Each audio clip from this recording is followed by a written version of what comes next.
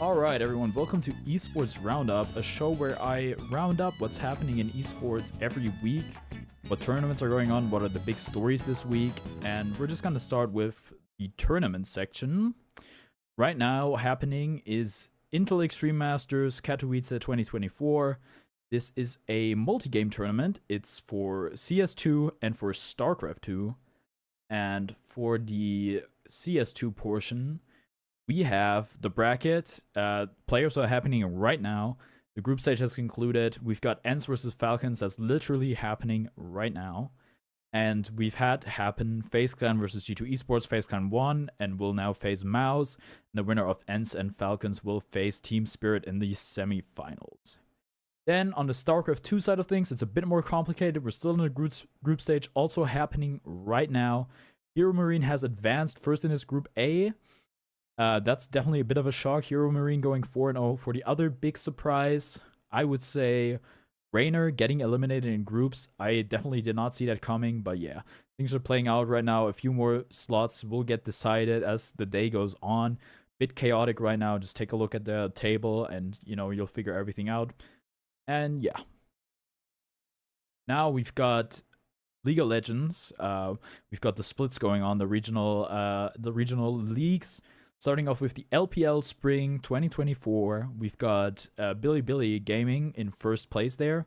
And what actually shocked me is there are 17 freaking teams in this league. I did not know that, but that's definitely the most. Like in China, they have the most teams, and it's a bit less in the other regions. Moving on to Korea, we got the LCK Spring 2024, where Genji Esports is currently leading the pack with a 12-2 record. Then we have the LEC Winter 2024. I don't know why this one's winter and all the other ones are spring. Don't ask me. I don't know. And yeah, we've got G2 Esports leading here with a 7-2 record in the LEC Winter 2024. And last but not least, we got the LCS Spring 2024, where FlyQuest is currently in first place, and Shopify Rebellion, who just got the slot like this split. This is their first split, I believe. They are in last place with a 2-5 record. And then in Dota, currently happening the Bad Boom Dacha Dubai. And there we have had the group stage concluding. Group stage is over. Everyone's in the upper bracket right now. We've got LGD versus Bad Boom, Team Spirit versus Gaming Gladiators, Extreme Gaming versus Falcons, and Liquid versus Azure for the Bad Boom Dacha 2024.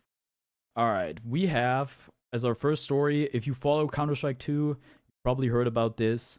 It's Donk's breakout. Yes, this 17-year-old Russian player on Team Spirit having an amazing tournament. People are finally getting put on notice of how good he is. He's shown flashes in the past, when the HLTV awards were happening. Team Spirit was like, yeah, he was snubbed for like what the HLTV equivalent of Rookie of the Year is.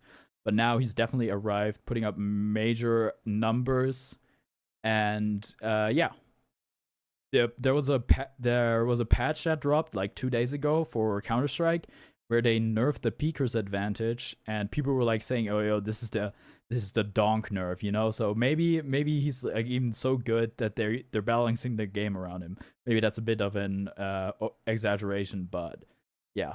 Definitely look out for this kid. Look out what's happening in this tournament. Like I said, Team Spirit in the semifinals. Maybe he'll go all the way. Maybe he'll win the MVP for the tournament. Who knows? But that's definitely something to watch. All right.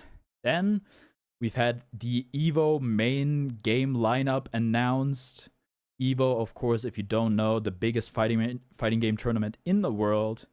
And the games are as following. We got Street Fighter 6. We got Tekken 8. Guilty Gear Strive, Grand Blue Fantasy Versus, Underknife Inbird, Mortal Kombat, King of Fighters, and making a return, a bit of a surprise, definitely surprised me, is Street Fighter Third Strike making a comeback. Yeah, I'm really shocked by that, and maybe they'll bring back other games that they've had on before, maybe like Melee or Ultimate, because that's the other thing. There's, again, no Smash game. At this EVO, Sony bought up EVO, and after that, there's not been Melee at EVO or Smash Ultimate at EVO. People presume it's because of Nintendo. At least that's also what I think, that Nintendo doesn't want that game at EVO, or their games at EVO. I mean, they hate esports, as we all know. So that's probably why. It could also be Sony blocking it, but I don't think that's the case. Yeah, anyhow, another EVO without Melee or Ultimate. And for our last story, are RTS back? Is the real-time strategy genre back?